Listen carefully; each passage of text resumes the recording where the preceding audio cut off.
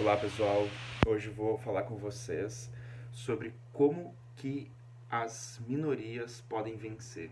Essa é uma questão bem importante porque a gente é acostumado a pensar que a vitória no campo político ela sempre decorre da, da, ex, da existência de uma maioria contra uma minoria. Né? E isso de fato tem uma relevância, de fato tem um fundo de verdade nisso. Né? Quanto mais pessoas nós temos em torno de um projeto comum, em torno de um ideal, a gente consegue mais facilmente transformar a realidade. Isso é um fato. Agora, o grande problema que a gente tem quando a gente pensa exclusivamente desse ponto de vista quantitativo, de unir pessoas, é quando a gente se encontra numa situação como a gente está hoje no Brasil, por exemplo, em que a gente não vamos dizer que a gente não tem a maioria das pessoas, né? Porque a gente teve o resultado das eleições. Foi um resultado para o primeiro turno muito bom, a gente teve uma distância significativa do segundo colocado, mas a grande questão, e isso que foi um motivo de reflexão para todo mundo, é que o segundo colocado é muito ruim. Né? A gente teve durante 4 anos de governo Bolsonaro, a gente viu que ele era uma pessoa desqualificada, era uma pessoa que não tinha nenhum tipo de habilidade política, era uma pessoa que, mesmo para aqueles que eram falsos defensores do moralismo, da moralidade e inclusive né, pessoas impregnadas pelo afeto da anticorrupção que se diziam contra a corrupção colocaram no governo uma pessoa corrupta, uma pessoa que tem uma série de questões mal resolvidas com a justiça, seus filhos têm questões mal resolvidas com a justiça, tem pelo menos mais de 100 imóveis adquiridos de uma forma que ninguém sabe como, mais de 50 imóveis pagos em dinheiro. Então a gente viu que, do ponto de vista experiencial, ninguém poderia conscientemente votar em Bolsonaro acreditando que ele fosse a melhor pessoa para o Brasil, porque de fato ele não é. Né? Então que a gente não tenha a maioria das pessoas que estão comprometidas com um projeto civilizatório, vamos dizer assim. A gente tem a maioria das pessoas, mas é uma margem muito pequena diante da tragédia que é e que foi e que está sendo e que seria um segundo governo Bolsonaro. Né?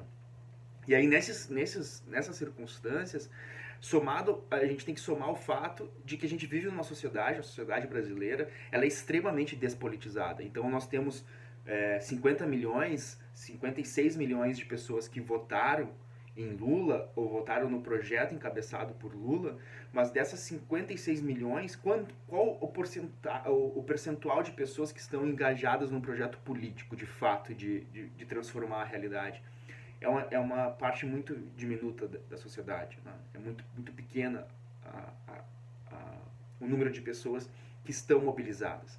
E provavelmente tu que está assistindo esse vídeo é uma dessas pessoas que ou está ativamente mobilizada, ou tem o desejo, tem a pretensão de se mobilizar, ou admira a mobilização de alguma forma, tem interesse na mobilização política, na ação política. E provavelmente, se tu está assistindo esse vídeo, tu também tem o afeto que todas as pessoas têm, que eu tenho, que as pessoas próximas a mim têm, que nós somos poucos. São poucas as pessoas que têm essa disposição para se engajar numa ação política transformadora. Né?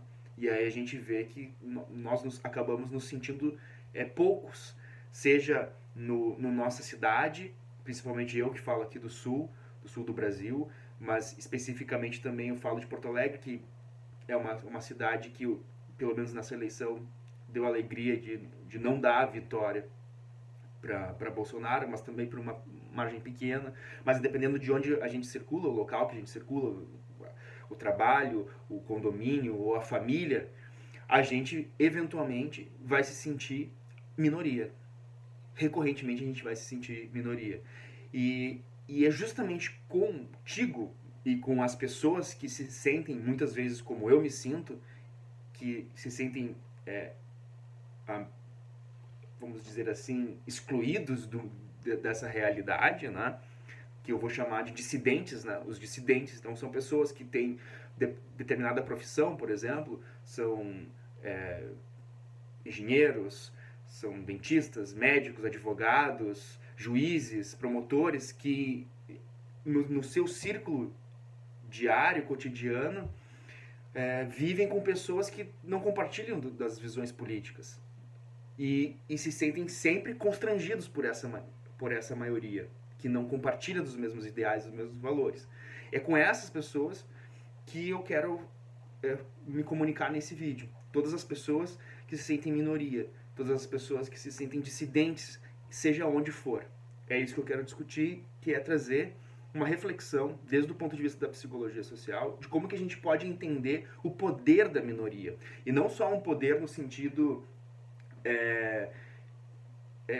teórico ou simplesmente um poder do sentido conceitual, mas um poder efetivo mesmo. A gente entender como que as minorias, elas têm uma capacidade prática de promover mudanças na realidade. É essa discussão que eu quero fazer, é esses os elementos que eu quero trazer para nós hoje, tá?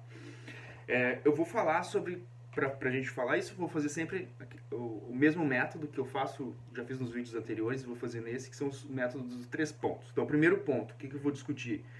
Eu vou apresentar para vocês, desde o ponto de vista da psicologia social, quais são as características psicossociais da minoria e da maioria. Quais são essas características? O que diferencia, desde o ponto de vista da psicologia social, uma maioria e uma minoria, e como que isso impacta nas ações políticas, né? Então, entender quais são as características políticas desde o ponto de vista da psicologia social entre minorias e maiorias.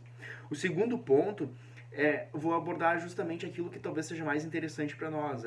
De que modo, então, a partir dessas características, que as minorias são capazes de superar as maiorias. Esse é o segundo ponto. E o terceiro ponto, novamente vou trazer de novo tarefas. Pensando nisso, como que a gente pode pensar em tarefas para fazer essa superação, para poder agir, para poder ter convicção na nossa prática, mesmo sendo práticas minoritárias, tá? Então, eu vou começar pelo primeiro ponto, que é quais são as características políticas, desde o ponto de vista da psicologia social, entre minorias e maiorias. Bom, a melhor forma de entender uma minoria uma maioria, vamos começar pela maioria, é melhor. A melhor forma de entender ou visualizar o que é uma maioria é a gente pensar uma imagem que para mim sempre funciona, que é um desfile militar. Pense em um desfile militar de uma potência militar, China, Rússia, por exemplo. Tu vai ver nesse desfile militar milhares e milhares e milhares e milhares de soldados. Aquilo ali forma uma maioria do ponto de vista quantitativo, né? Então, qual é a impressão? Não sei se as pessoas aqui já viram algum desses desfiles militares. Acho que todo mundo já viu algum desfile militar desses grandes. Mas quando a gente presta atenção nesses desfiles militares, e que também poderia pensar em outros eventos coletivos, né? Mas especialmente nos desfiles militares, mas a gente poderia pensar em manifestações, por exemplo, né? Grandes manifestações no Chile, por exemplo, né? Pessoas que saem à rua, na Bolívia, quando as pessoas saíram na rua, tu vê aquela maioria. Mas o que eu acho interessante do desfile militar? Que o desfile militar traz o elemento da disciplina, da ordem, né? Então tu olha para aquele mar de pessoas que tu poderia ver numa manifestação de rua, mas aquele mar de pessoas está precisamente sincronizado. Os passos são dados no mesmo momento, o movimento é igual, o rosto aponta para o mesmo lugar, a arma, o fuzil é segurado na mesma posição. Então tu olha para aquilo e aquela totalidade parece um corpo só mesmo, né? E não só por estar aglutinado junto como acontece nas movimentações de rua, mas ele parece ser um corpo unificado porque ele se movimenta junto. Ele parece um organismo, tem um funcionamento orgânico. E quando tu percebe aquilo, tu sente a força que aquilo transmite. Aquilo ali tem muita força, né? Tem força aquela quantidade de pessoas, porque a sensação que se passa é que aquele conjunto é capaz de fazer qualquer coisa, né? Ou seja, não há uma força capaz de resistir àquilo. Porque quando tu tá olhando aquilo do ponto de vista individual, tu, quanto indivíduo, olhando o desfile militar, tu te vê como um. E aí tu olha aquele mar de pessoas precisos, disciplinados, organizados, e tu vê assim, eu sou insignificante perto disso. E aí essa sensação de insignificância que se sente, a pessoa que observa aquilo de fora, essa é a característica psicossocial de qualquer maioria. Que pode ser, nesse exemplo extremado que eu estou trazendo, um desfile militar de grandes proporções, mas pode ser uma sala de aula, por exemplo, com 20, 30 pessoas que não estão organizadas, mas que 20 ou 30 pessoas têm uma determinada posição, têm uma determinada opinião. O que acontece quando tu não está compondo essas maiorias? Tu te sente constrangido. O melhor termo é tu se sente coagido. Por quê? Porque essa força que é a característica psicossocial da maioria, das maiorias quantitativas, ela exerce um poder coercitivo em relação aos outros. E se vocês pararem para pensar na vida de vocês, quantas vezes vocês não passaram por alguma situação que vocês agiram de uma forma que vocês talvez não pretendiam agir, mas simplesmente porque vocês se sentiram coagidos pela maioria. Esse tem muito a ver com o exemplo do vídeo anterior que eu trouxe do cinema.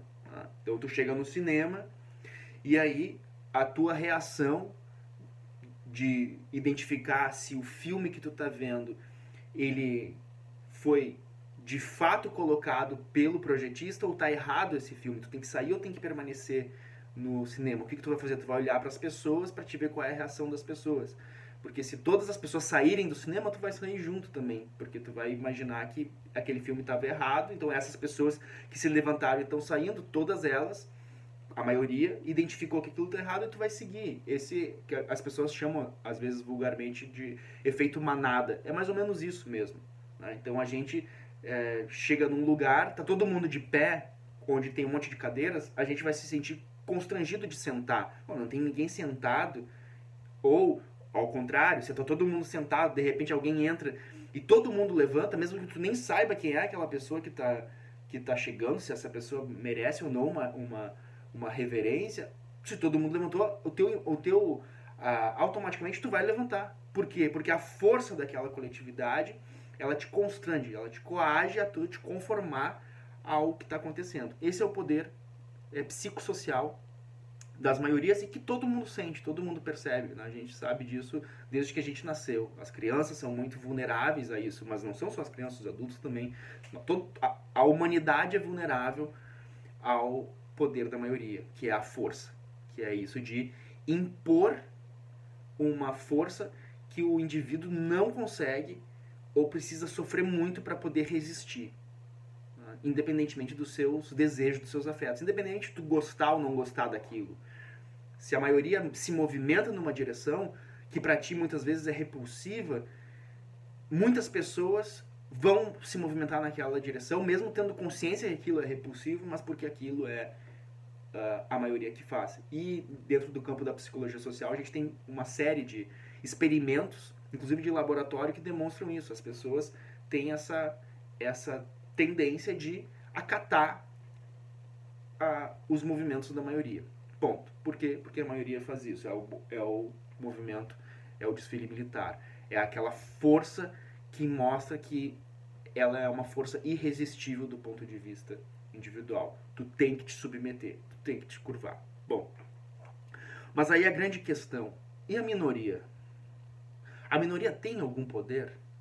E aí é muito interessante a gente pensar, porque aí agora a gente precisa talvez usar um pouco mais da imaginação, a gente tentar perceber isso para a gente poder deixar isso concreto. Mas o que acontece? Existe uma contradição no poder da maioria.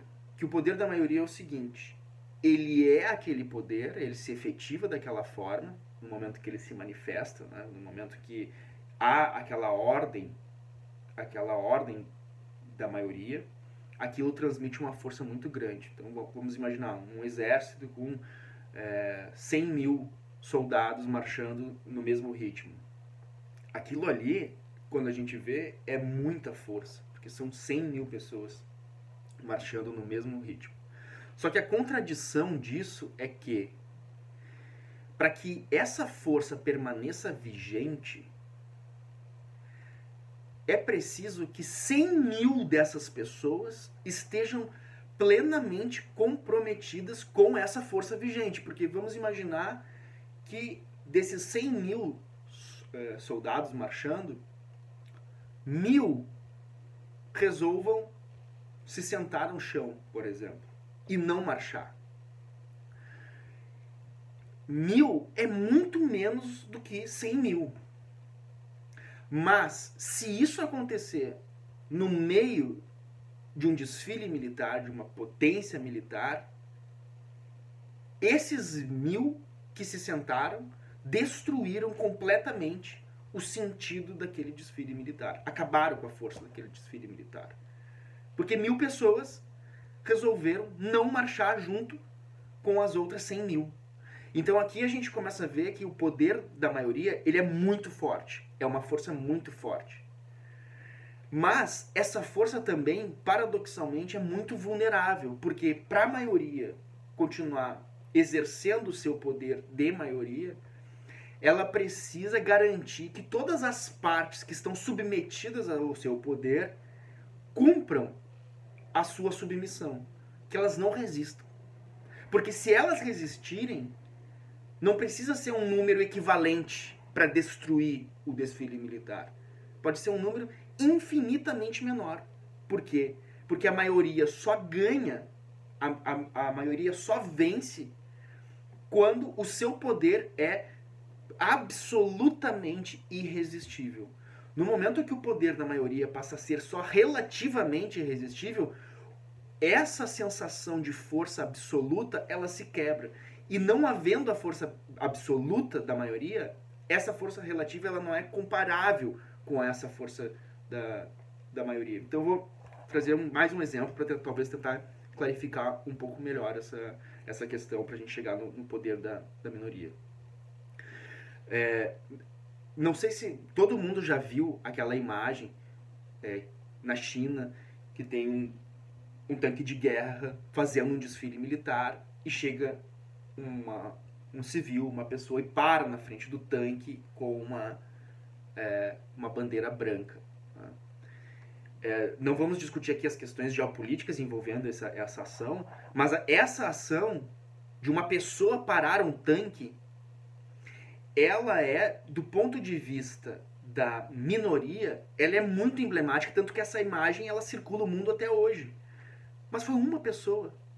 Foi uma pessoa. Não foram 100 mil pessoas que se colocaram frente ao tanque. Foi uma pessoa que se colocou frente ao tanque. Mas o poder dessa imagem não é o mesmo poder de 100 mil chineses se colocando dentro à frente do tanque. É um outro tipo de poder. Vocês conseguem visualizar isso? Que se tivesse 100 mil chineses se colocando na frente do tanque, o sentido daquela imagem é que 100 mil pessoas são mais fortes do que um tanque de guerra. O que é verdade. 100 mil pessoas conseguem derrotar um tanque de guerra. Porque tu olha o poder, a força de um tanque de guerra, a capacidade de um tanque de guerra e a força e a capacidade de 100 mil pessoas, 100 mil pessoas têm mais força do que o tanque. Ou seja, a gente está combatendo forças equivalentes em sentidos opostos. Pessoas com tanques, mas com forças equivalentes.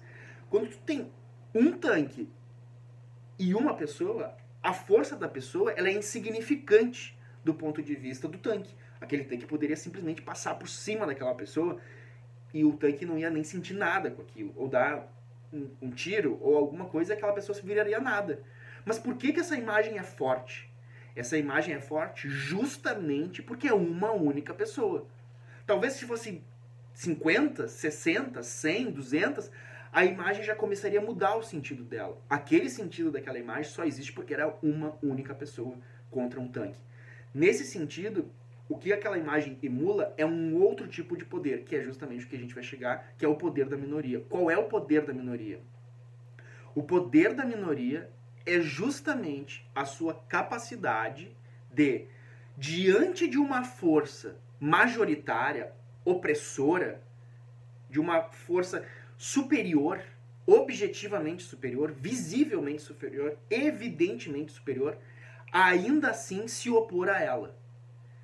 Nesse momento em que uma força vulnerável, ou supostamente vulnerável, mais enfraquecida, se contrapõe a uma força superior, ali nasce, do ponto de vista psicossocial, o poder da minoria, que é, ele não vai exercer uma coerção. A pessoa, diante do tanque, ela não exerce nas outras pessoas e no próprio tanque um poder coercitivo. Ele não exige que o tanque se submeta à sua própria força, porque a sua própria força é quantitativamente menor, ou até a gente poderia considerar inexistente. Mas no momento que uma pessoa ousa fazer o que era impensável, naquele momento as atenções se voltam e aquele evento atrai as atenções, justamente por isso, por parecer algo injustificável do ponto de vista quantitativo. Então, o poder da minoria é que ele gera diferentemente do poder da maioria, ele gera uma atração em relação aos outros, e não uma coerção. Uma atração. Então, vamos pensar assim, se eu sou um militar e eu estou desfilando junto com 100 mil soldados, e aquilo não me agrada, eu continuo, mesmo sem me agradar, fazendo o que todo mundo está fazendo, porque eu me sinto coagido a fazer. Eu não me sentiria capaz de desviar daquilo. Eu vou seguir, mesmo não querendo. Eu sigo, eu continuo com a maioria. Por quê? Porque essa maioria me coage, ela me constrange a me manter com ela. Agora, se eu faço parte de um daqueles 1000 soldados dentro desse universo de 100 mil soldados e eu resolvo me sentar, eu não estou ali disputando de igual para igual a força com os 100 mil. Eu não estou dizendo que nós 1000 que sentamos somos equivalentemente tão fortes quanto os 100 mil que ainda estão marchando. Eu não estou fazendo isso. O que eu estou fazendo? Eu estou rompendo com a maioria e eu estou dizendo, é possível romper. E o poder que eu vou exercer sobre a maioria não é o de um constrangimento. Os outros, os 99 mil que permaneceram marchando, eles não vão se sentir constrangidos ou coagidos a sentar por medo do poder e da força daqueles que sentaram. Não. Mas eles vão se sentir atraídos, no sentido de que, puxa, 1000 pessoas sentaram. São 1000 pessoas que são semelhantes a mim, são iguais a mim, são parecidos comigo. Eles sentaram, por que eu não sentei? Por que eles conseguiram sentar e eu não consigo sentar? Por que eles conseguiram se libertar desse poder coercitivo da maioria que também me constrange, que também me coage e que não me permite fazer nada diferente do que a maioria faz? Como que eles conseguiram se libertar desse poder? Ou seja, as atenções são voltadas para esse movimento minoritário, justamente por ele ser minoritário. Vejam só, o fato do movimento ser minoritário, na comparação com o movimento majoritário, ele não é um déficit. Não, ele é justamente a sua potência. É por ser menor que ele atrai as pessoas e não constrange as pessoas. Então a gente poderia dizer o seguinte, a diferença entre o poder da maioria e da minoria é o seguinte, a maioria exerce seu poder através da coerção, ela constrange, através da força que a maioria emula.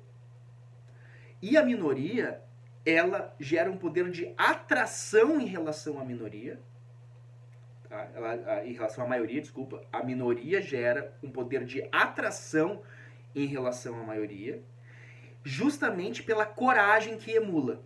Vejam só, repetindo então, a maioria, ela exerce sobre a minoria uma coerção a partir da força. E a minoria gera sobre a maioria um poder de atração a partir da coragem. A coragem de ter rompido com aquilo que era majoritário, aquilo que era hegemônico, aquilo que ninguém rompia, aquilo que não parecia ser possível romper. Com isso, esse é o primeiro ponto, eu quero mostrar para vocês que o poder da maioria e o da minoria, eles não são quantitativamente idênticos.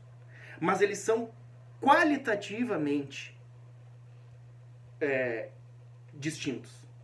Entende? Eles têm uma qualidade diferente. Eles têm uma qualidade diferente. Então, dentro dessa qualidade, esses poderes vão se exercer de uma forma diferente. Ou seja, moral da história. Independentemente de tu estar do lado da maioria ou do lado da minoria, tu tem poder. Tu tem poder. Porque a dinâmica maioria-minoria, ela é uma dinâmica que opera junto. Não existe maioria sem minoria. E não existe minoria sem maioria. Elas estão em uma relação permanente, uma relação dialética permanente.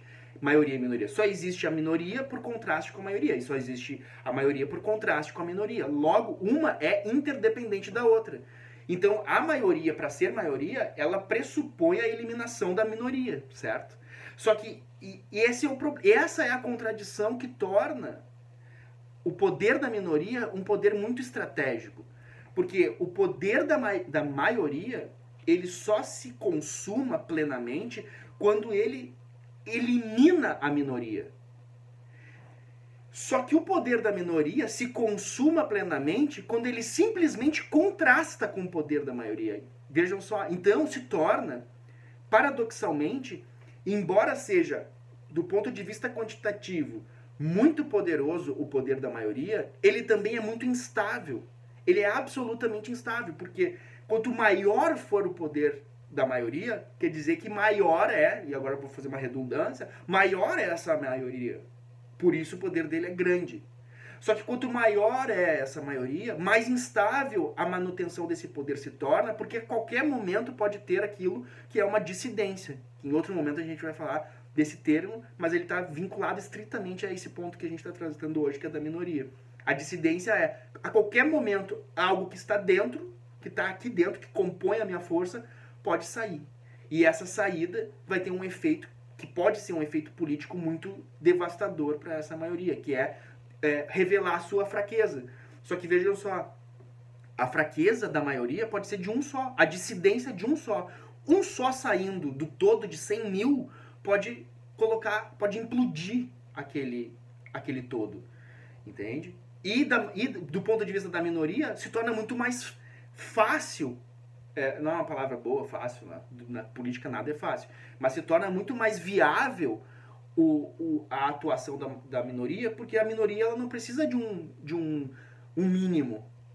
Qualquer mínimo para a minoria já está exercendo o seu poder de ação. Então essa é a distinção entre o poder da maioria e o poder da minoria. Ou seja, a minoria tem poder só pelo fato de ser minoritária.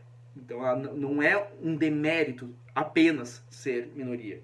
Vai depender da forma como a gente organiza essa minoria. Se a gente torna essa minoria uma minoria ativa politicamente ou uma minoria passiva politicamente. Se a gente torna essa minoria ativa politicamente, essa dissidência tem repercussões que podem ser equivalentes ou inclusive superiores às ações políticas da maioria.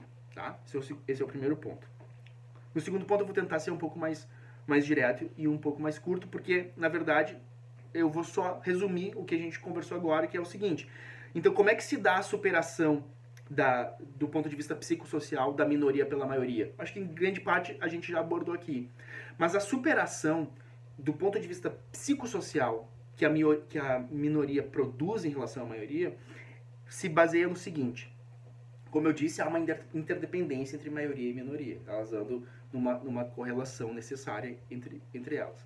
Quando a gente chega numa situação como a nossa, por exemplo, hoje, que o bolsonarismo está se espalhando por toda a sociedade, de uma forma transversal, abrangendo classes sociais distintas, quando a gente chega nesse contexto e a gente começa a ver uma naturalização do bolsonarismo, que é o que está acontecendo. Antes o bolsonarismo era algo que a gente não dava muita importância e parecia algo esdrúxulo, algo bizarro, algo passageiro. Hoje a gente viu que em função do trabalho muito bem feito pelo bolsonarismo ao longo de muitos anos, ele conseguiu se disseminar pelo tecido social, conseguiu crescer e conseguiu hoje se erguer e de uma certa forma se legitimar.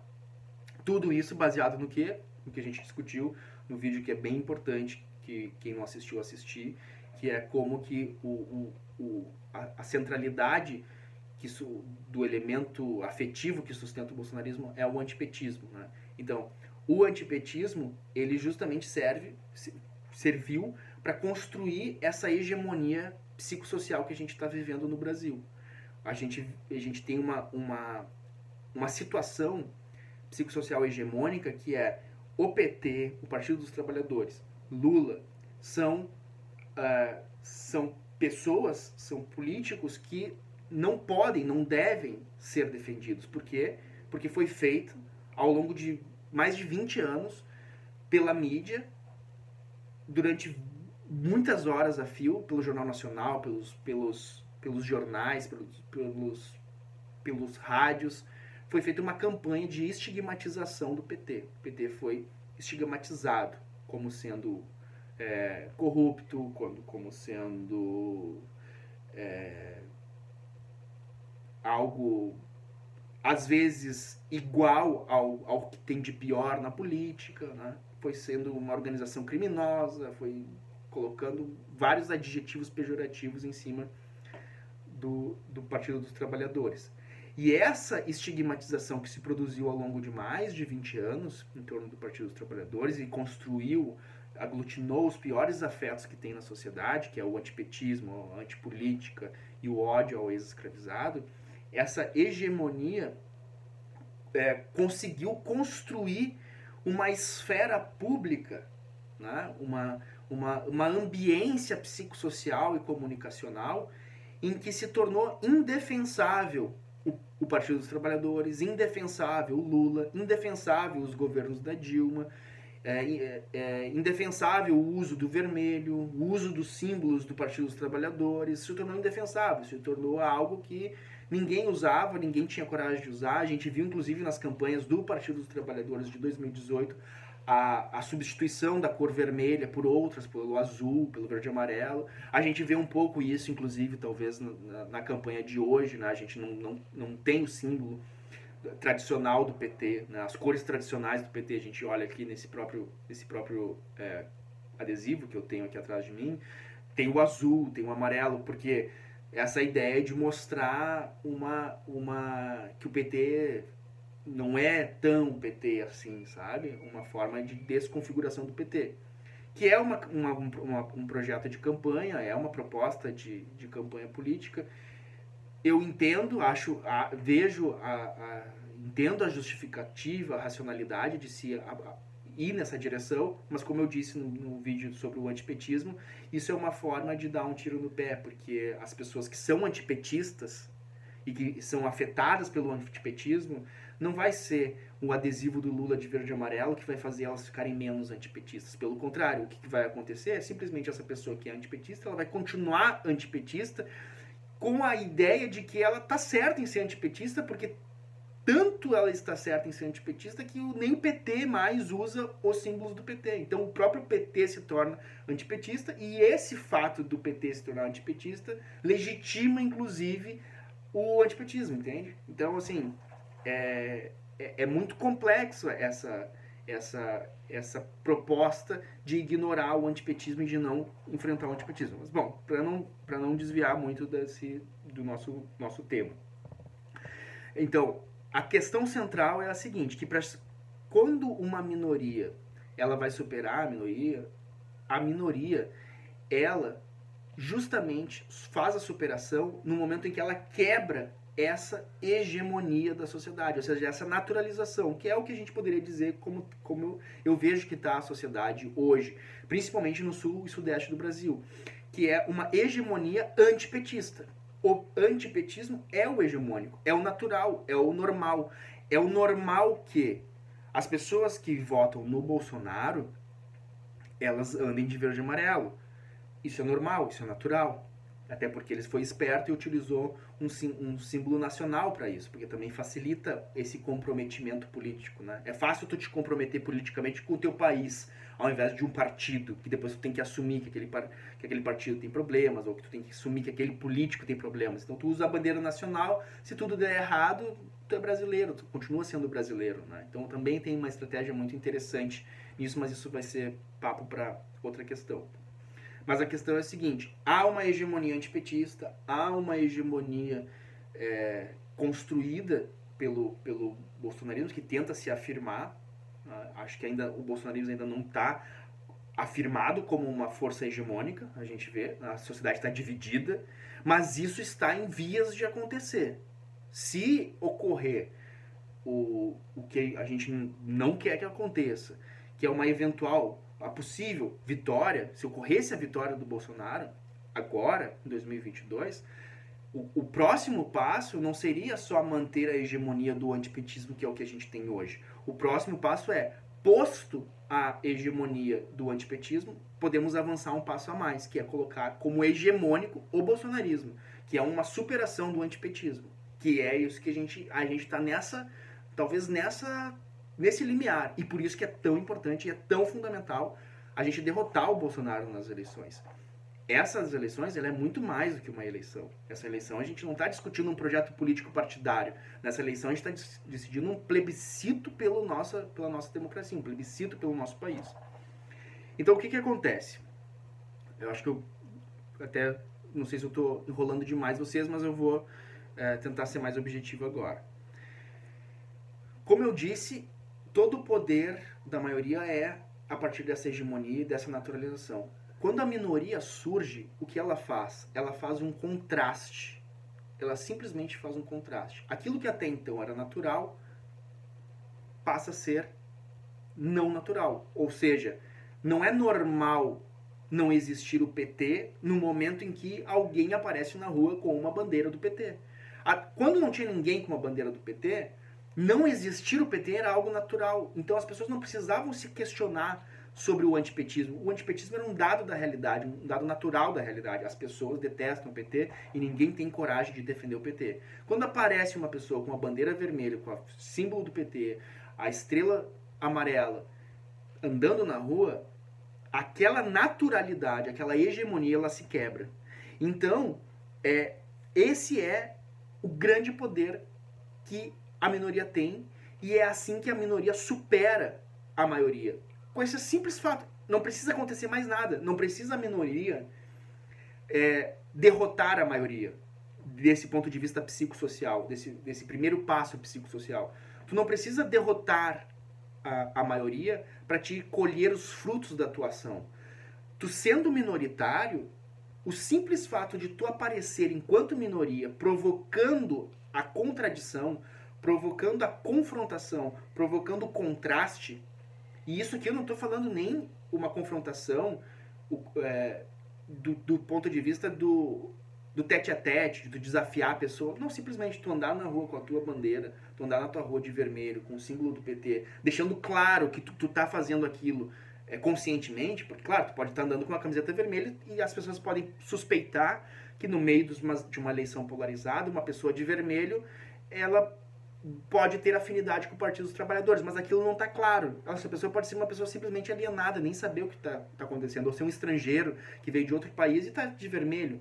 Não, se a pessoa está de vermelho, ela está identificada como Partido dos Trabalhadores, né? Por isso que a importância de resgatar o símbolo do PT, identificada com o Partido dos Trabalhadores no meio de uma eleição polarizada, e aqui eu falo no sul do Brasil, ou sudeste, por exemplo, em que as cores do PT, os símbolos do PT não são bem vistos. Então essa pessoa está consciente desse contexto. Ela anuncia na sua expressão: eu estou consciente que eu não deveria estar agindo como eu estou agindo, mas mesmo assim eu vou agir, e eu estou agindo desta forma como eu não deveria estar agindo, porque eu posso agir dessa forma.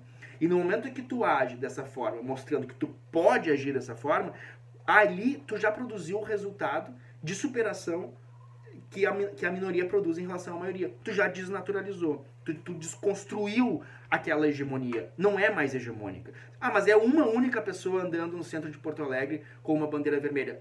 É uma, mas essa uma impediu que fosse ninguém. Entende? Até antes dessa pessoa cruzar o centro da cidade com as insígnias do Partido dos Trabalhadores, o que se dizia era que ninguém andava de vermelho na cidade.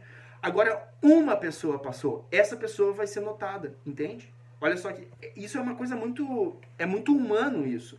Quem tem algum envolvimento público alguma vida pública, quem já fez teatro, ou eu, por exemplo, estou fazendo esses vídeos, ou vocês que, enfim, tem alguma atividade pública, vocês vão perceber o seguinte: se vocês vão fazer uma palestra, dar uma aula, ou gravar um vídeo, e 200 pessoas assistem esse vídeo, e uma pessoa diz, esse vídeo não foi bom, isso que o André falou foi muito ruim, essa única pessoa que assistiu e questionou, essa pessoa vai ser assunto para mim. Porque eu vou chegar e vou dizer, olha, eu fui ver os comentários do vídeo e teve uma pessoa que me criticou, falou que eu fui muito mal. Isso vai me deixar triste. Isso vai me deixar... ou pelo menos vai me fazer pensar sobre aquilo. Claro, à medida que a pessoa vai se fortalecendo, que a pessoa vai aprendendo a lidar com isso, ela vai superando de uma forma melhor. Mas nunca vai ser algo insignificante. Se a pessoa vê uma pessoa criticando, para ela, aquilo já vai ser uma crítica. Agora, vejam só, 200 pessoas assistiram, 200 pessoas talvez elogiaram, uma pessoa criticou. Quantitativamente, essa pessoa é insignificante. Mas para a pessoa que está se expondo, se tivesse 200 pessoas, se todas as pessoas tivessem gostado, a pessoa diria, olha, gravei um vídeo, todas as pessoas gostaram, que legal, foi muito bom. Agora, se eu gravei o vídeo, quase todas as pessoas gostaram, mas uma não gostou, essa uma vai entrar no cômputo da avaliação. E é assim que acontece do ponto de vista político. Então, por isso a importância da minoria, porque a minoria supera a maioria a partir desse ponto, a partir dessa, simplesmente da sua existência, simplesmente do seu contraste, da afirmação da diferença, da afirmação da sua distinção em relação à maioria, de revelar para a maioria que a maioria não é natural, que a maioria não é perpétua, que a maioria não é eterna e, sobretudo, o mais importante, que a maioria não tem um poder absoluto sobre todos. E aqui é muito importante nesse contexto que a gente está falando, a partir dessa fascistização da sociedade, que se criou o inimigo comum como sendo o Partido dos Trabalhadores, que se despertou esse afeto do antipetismo. Tudo isso contribui para que todas as pessoas que se identificam direto ou indiretamente com o Partido dos Trabalhadores e com a esquerda se sintam acuadas, se sintam com medo. Ou seja, sejam constrangidas pelo poder quantitativo da maioria que exerce o seu poder através da força, da submissão e da subjugação. E a gente, quanto mais a gente faz isso, maior se torna esse círculo vicioso, né? Quanto mais medo tu tem, menos tu te expõe. Quanto menos tu te expõe, mais tu encoraja o outro lado a oprimir. E quanto mais o outro lado oprime, menos pessoas se manifestam. E isso vai se tornando um problema, até chegar eventualmente na eliminação efetiva dessas minorias, né? Mas então, o que eu para a gente concluir esse ponto de como a minoria supera a maioria. Tem mais uma questão que é bem interessante. E aí vai muito ao encontro de que todo mundo está vivendo nas suas vidas hoje, de militância durante as eleições, que é tentar dialogar com bolsonaristas, por exemplo. A dificuldade de se conseguir dialogar com bolsonaristas, porque provavelmente, se vocês estão acompanhando redes sociais, ou mesmo presencialmente, né, face a face, eu tenho certeza que essa experiência que eu vou contar para vocês é uma experiência que é de vocês também. Ou seja, uma pessoa, por exemplo, ou compartilha numa rede social, ou fala para vocês aquilo que a gente chama de fake news. Eu vou fazer um vídeo especificamente sobre fake news e pós-verdade, pra gente entrar bem nesse assunto. E a gente costuma chamar isso de fake news, né? A pessoa vem com uma fake news, por exemplo, que os satanistas estão apoiando o Lula, e a pessoa acredita naquilo. Mas aí o que acontece? Tu vai tentar argumentar para essa pessoa que aquilo ali não é verdade. E aí o que a pessoa, normalmente esse tipo de pessoa que compartilha esse tipo de informações, qual é a reação dessa pessoa? Essa pessoa ri. Ela ri, ela debocha, ela desconversa, ou ela fala, mas e o Lula? Ou seja, tu vê que a pessoa, ela até podia estar acreditando naquilo, que aquilo era um absurdo, mas no momento que tu fala que aquilo ali não era verdadeiro, também não importa muito para a pessoa se é verdadeiro ou se não é. Fica uma situação muito difícil. A esquerda, perdeu a capacidade de levar à frente o seu projeto político diante desse segmento do bolsonarismo que é mais fanatizado, né? Esse pessoal que tem dificuldade de argumentar, né? de defender os seus pontos de vista, não sabe fazer aquilo e aí nem se importa. Então, nesse ponto é muito importante essa discussão sobre a minoria e a maioria, porque é o seguinte, tentar mudar a opinião de uma pessoa bolsonarista fanatizada, que normalmente a pessoa bolsonarista fanatizada, ela é uma pessoa que não tem argumentos, ela simplesmente ela é uma reprodutora de informações que ela recebe pelo celular, ela não consegue pensar sobre aquilo, ela não reflete sobre aquilo, ela nem acha importante refletir sobre aquilo, ou seja, ela está fora do campo discursivo. E a esquerda, que é uma qualidade, mas também é uma limitação da esquerda, a gente só consegue levar adiante os nossos projetos políticos através de muita reflexão, de muito argumento, de muita tese, de muita teoria, de coisas que muitas vezes são tão sofisticadas que não atingem, não conseguem dialogar com pessoas com uma bagagem cultural menor, né? E aí, normalmente, o Bolsonaro não, ele oferece uma mensagem fácil para uma pessoa de uma forma simples, né? O Lula tenta um pouco mudar essa lógica, e muitas vezes ele é até criticado dentro da esquerda por causa disso, por causa dessa simplificação política, né?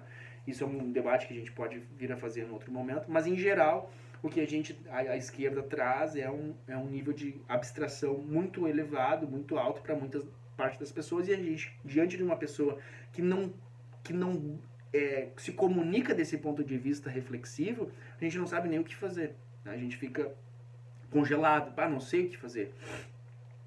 Justamente nesse caso, para esse público específico fanatizado, é que ganha muito mais importância a nossa forma de estar, de ser e estar no mundo, a nossa forma de aparecer no mundo, do que a nossa forma de argumentar sobre o mundo.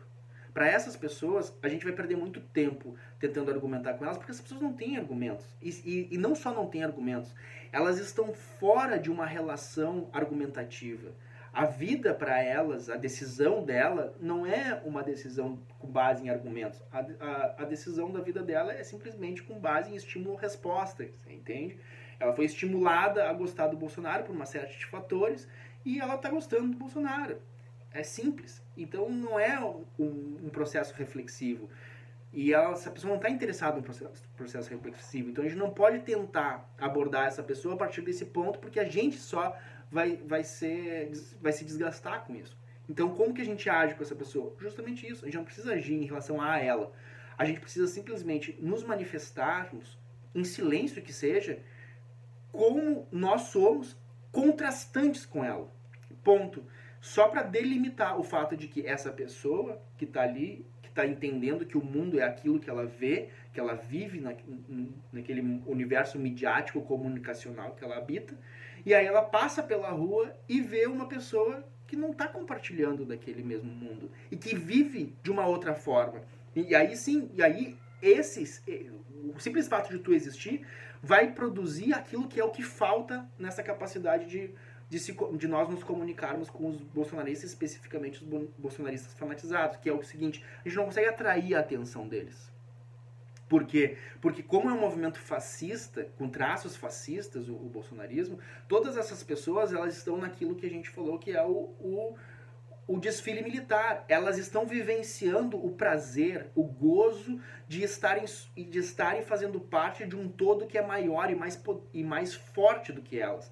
Entende? Elas têm um líder que supostamente é carismático, que supostamente tem um poder, que exerce um poder sobre grandes massas, e elas fazem parte daquelas massas. Ou seja, elas não são mais pessoas insignificantes. Elas estão andando no rumo elas estão andando, marchando com o mesmo ritmo da história do Brasil. Elas estão lá no meio daquele movimento, daquela esperança de uma pátria livre, com Deus, pátria, família, liberdade. Essas pessoas estão vivendo o gozo mesmo, né? De poder desfrutar de uma vida que é muito melhor do que uma vida medíocre, de uma vida, né, sem graça, de uma vida patética. Elas não estão, elas estão fazendo parte de um corpo maior. Agora elas têm sentido, elas têm um sentido para a vida delas. Elas têm para onde ir, elas têm para onde rumar, elas têm com quem lutar. Ou seja, a vida delas ganhou um jogo, ganhou uma dimensão de jogo, ganhou uma dimensão enfim, ganhou um sentido a vida dessas pessoas. Então, para elas, não faz nada do que a gente traz, nenhuma reflexão sobre a miséria, sobre a fome, se elas não estão passando fome, se elas não estão sofrendo com essas questões, nada disso atrai a atenção delas. Elas querem participar daquilo. Né? Elas querem participar daquilo ali que está dando prazer para elas. Ponto.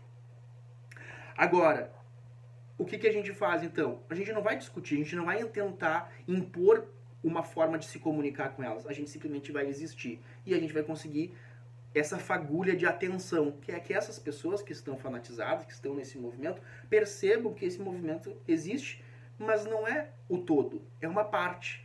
E aí por isso é um movimento fascista. Eles usam a bandeira do Brasil, eles usam essa ideia de pátria, que é tudo mentira, né? O Bolsonaro é um entreguista, foi nos Estados Unidos e falou I love you pro Trump. Né? Isso isso é ridículo, né? É uma coisa ridícula, patética. Mas ele fez isso, né? Ele fez isso. Mas essas pessoas acreditam. Então, o que acontece? Eles dentro desse delírio, dessa histeria coletiva que se produz dentro dos movimentos totalitários fascistas, que tem como base no Brasil o antipetismo, dentro desses delírios, eles são o todo, eles são o Brasil. E a gente, no momento que a gente oculta, ou que a gente não entra em contraste, não entra em confronto com eles, a gente legitima esse afeto do silêncio e deixa só eles falar. Então eles se tornam o todo. No momento que a gente aparece, produz um contraste, produz uma contradição, e aqui a gente existe. E aí desperta atenção. Despertando a atenção, quebra. O que eu quero dizer? Quebra a naturalização deles, né? Essa naturalidade. E aqui o último ponto sobre esse segundo ponto, que é o seguinte, e aqui é bem interessante isso que eu vou trazer. E inclusive para esses bolsonaristas fanatizados, mas aí especialmente para os outros que não são fanatizados, são pessoas que têm, vamos dizer assim, uma visão de mundo que talvez seja conformada com o bolsonarismo. A presença da minoria exerce um papel muito importante, porque é o seguinte, o bolsonarismo, ele, como eu falei, é fanatizado, tem muito disso, de um movimento fanatizado, movido por esses afetos, a antipolítica, a anticorrupção, o ódio ao ex-escravizado. E tudo isso, quando é naturalizado, essas pessoas conseguem viver as suas vidas sem precisar argumentar, refletir e justificar a sua posição, entende? Elas vivem com aquilo e provavelmente são pessoas que não estabelecem contrastes, elas odeiam o contraste, elas odeiam a diferença. Então elas vivem sempre num nicho em que não há dissonância, né? Não se produz dissonância. No momento em que a gente aparece, e aí no momento inclusive que a gente defende a nossa posição com clareza, porque isso é muito importante, a gente não pode ser uma esquerda fanatizada, a gente tem que defender com argumentos, a gente tem que defender com clareza aquilo que a gente faz para poder produzir também um contraste sobre esse ponto de vista. Não só um contraste de defender um projeto de um projeto diferente, mas também defender este projeto de uma forma diferente. Então a gente tem que ser duplamente distinto desse movimento fascista. Então quando a gente aparece, quebra essa naturalidade, esse é o primeiro ponto de como a minoria supera a maioria, só o fato de aparecer tu quebra a naturalidade, mas tem um segundo ponto, que é bem interessante. No momento em que tu aparece e que tu justifica racionalmente a tua posição, a outra pessoa, que até então pensava que existia só o mundo dela, ela, pela tua existência, ela vai precisar justificar a sua posição. Ela vai ter essa pessoa que é fanatizada, que nunca pensou sobre isso, que simplesmente tem um sentimento de prazer e de gozo diante da submissão, dessa força coletiva, essa pessoa vai precisar justificar a sua posição. E essa justificativa pode ser uma justificativa bizarra, né? Ela pode dizer que Lula é satanista, que Lula vai acabar com a religião no mundo, que vai acabar com a propriedade privada. Bom, pode dizer todas essas coisas que não tem nenhum nexo. Mas o simples fato de tu aparecer e é tu que obriga essa pessoa a se justificar. No momento que tu aparece, essa pessoa ela vai ser obrigada a se justificar. E pode ser que ela não precise nem se justificar para ti especificamente. Pode ser que ela precise se justificar para ela própria. Ela, diante de uma pessoa passando na rua com uma bandeira do PT, consciente do que está fazendo, Talvez ela pense, nossa, como pode defender bandido? E aí ela vai pensar assim, bom, defende bandido por causa de alguma coisa. E essa alguma coisa, ela vai ter que ser diferente dela. Ela vai ter que argumentar isso de uma forma diferente. E o simples fato de ela ter que argumentar ou ela ter que pensar faz com que muitas vezes essa posição dela, que era uma posição absolutamente irracional e insensata, por que irracional? Porque ela não precisava argumentar. Só existia ela e o bolsonarismo no mundo. Então, ela não precisava argumentar. Ela precisava só continuar vivendo como ela vivia. No momento que há essa quebra produzida pela minoria, ela precisa tornar racional isso que antes era irracional. Dar uma sensatez para aquilo que antes era insensato.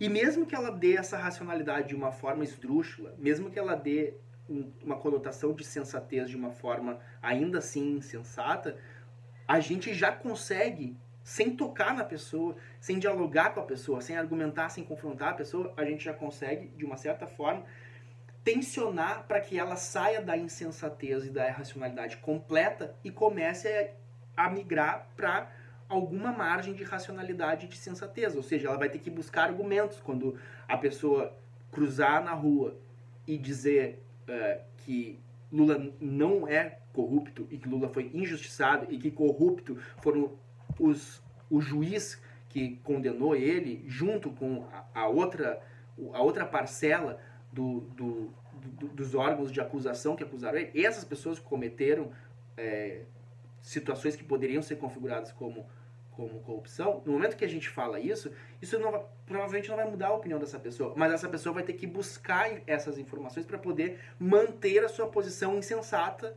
e irracional de antes. Só que ela vai ter que buscar essas informações. E aí, claro, aí a gente chega no problema das fake news e que a gente tem, porque daí as fake news oferecem esses argumentos que também são irracionais, mas é um processo. É um processo de que a pessoa ela começa a se deparar com as limitações da sua racionalidade, com as limitações da sua sensatez. E aí a gente consegue, aos poucos, trazer esse núcleo mais fanatizado para uma dimensão menos fanatizada. Mas isso que eu estou falando, claro, é um processo de longo prazo. Nosso objetivo não pode ser atacar essas pessoas do núcleo fanatizado bolsonarista. A gente tem que atacar justamente as bordas, ou talvez nem as bordas, a gente tem que justamente aglutinar. Eu acho que o mais importante hoje é a gente aglutinar as forças que não estão associadas a esse movimento mais fanatizado. E a gente é maioria no país, do ponto de vista eleitoral, isso é bem importante. A gente tem que dialogar com essas pessoas, que têm uma margem de racionalidade, que têm uma margem de sensatez. As pessoas que estão fora dessa margem, a gente não precisa argumentar, a gente não precisa lidar com elas, né? A gente deixa isso para um outro momento. Então esse é o segundo ponto, os dois pontos. E aí, para terminar, quais então seriam as tarefas a partir disso? Bom, uma das tarefas a gente já falou nos outros vídeos e eu falei aqui de novo, que é justamente esse. A gente precisa levar a cabo uma campanha de desestigmatização do Partido dos Trabalhadores, dos seus símbolos, dos seus políticos. Né? Lula, Dilma. A gente precisa fazer uma campanha de desestigmatização. Como é que se faz isso? Aparecendo. A gente precisa aparecer com a cor vermelha, com os símbolos do PT, com as bandeiras do PT, andando nas ruas, individualmente, em coletivos. A gente precisa trazer e fazer circular isso. Campanha de desestigmatização para quê? Para justamente produzir esse contraste com a maioria, quebrar essa hegemonia, quebrar a força da maioria. E o mais importante, como eu disse, o poder da minoria é que ele promove atração em razão da coragem. Quando a gente age dessa forma, uma enormidade de outras pessoas que talvez pensam exatamente como a gente, sentem exatamente como a gente, mas não têm a coragem de agir dessa forma, têm medo, têm receio, estão coagidas pela força da maioria bolsonarista, essa aparente força e essa aparente maioria. No momento que a gente aparece e que a gente mostra que é possível aparecer, a gente pode produzir uma onda de aparecimento. E aí a gente consegue, aos poucos, inclusive, reverter essa dinâmica. Né? Reverter, sair da minoria e se tornar efetivamente a maioria. Então é muito importante aparecer. Muito importante aparecer. Simplesmente isso, só aparecer. Mas também tem um ponto do ponto de vista discursivo, que é justamente para atacar essa questão que eu trouxe da insensatez e da irracionalidade que move os discursos bolsonaristas. Embora não seja possível discutir e argumentar com um fascista, é muito importante, sempre que possível, principalmente nas redes sociais, demarcar a posição dos bolsonaristas. Então, uma prática que eu faço, pelo menos eu fazia mais quando eu não tinha excluído a maior parte dos bolsonaristas das minhas redes sociais. Então hoje eu quase não tenho bolsonaristas nas minhas redes sociais.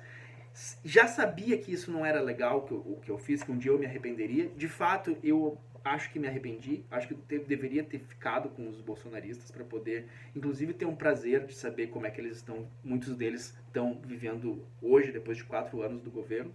Mas eu preferi isso por saúde mesmo, porque senão eu não tinha condições, né? Não tive condições. Gostaria de ter tido, mas não tive.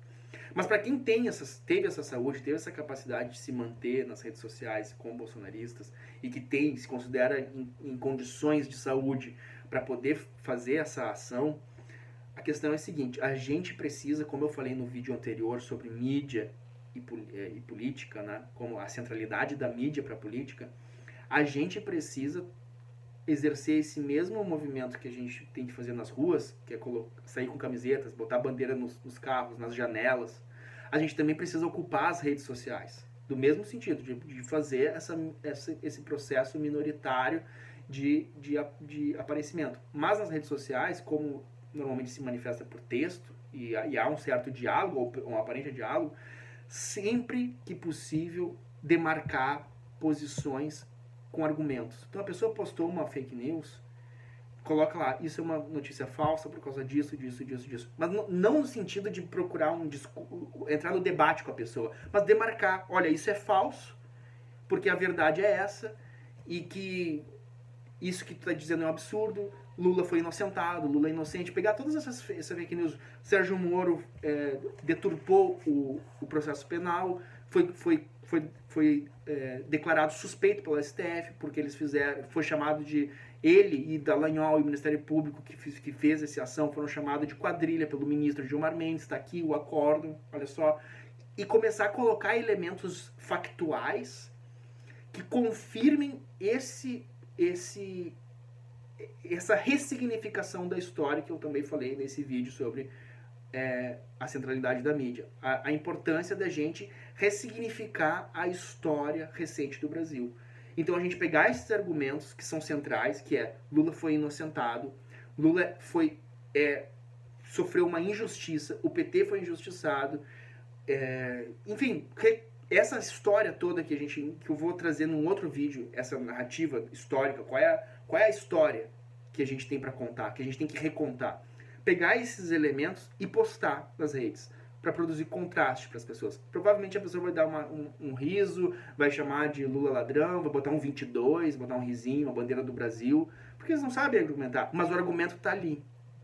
E isso demonstra que, embora uma parcela dessas pessoas esteja animalizada, no sentido de ser incapaz de argumentar e satisfeito com a sua incapacidade de argumentar, inclusive porque o bolsonarismo traz isso, ele traz um certo prazer para essas pessoas que são incapazes de argumentar, são incapazes de usar a sua racionalidade, né? Mas ao invés de isso ser um demérito próprio para a pessoa, de causar vergonha ou de causar para essa pessoa um desejo de melhorar, o fato do bolsonarismo ter se alastrado pela sociedade, disseminando a ignorância como um modo de ser legítimo, faz com que essa pessoa sinta prazer. Olha, eu não argumento, eu simplesmente boto o número dele, uma bandeirinha do Brasil, um risinho, e digo chora mais, e que tá bom, isso tá ótimo, porque todas as pessoas da minha volta fazem isso, eles ficam fazendo, ninguém conversa, ninguém dialoga, e isso é legal, isso é bom, é assim que eu vivo, e tá legal.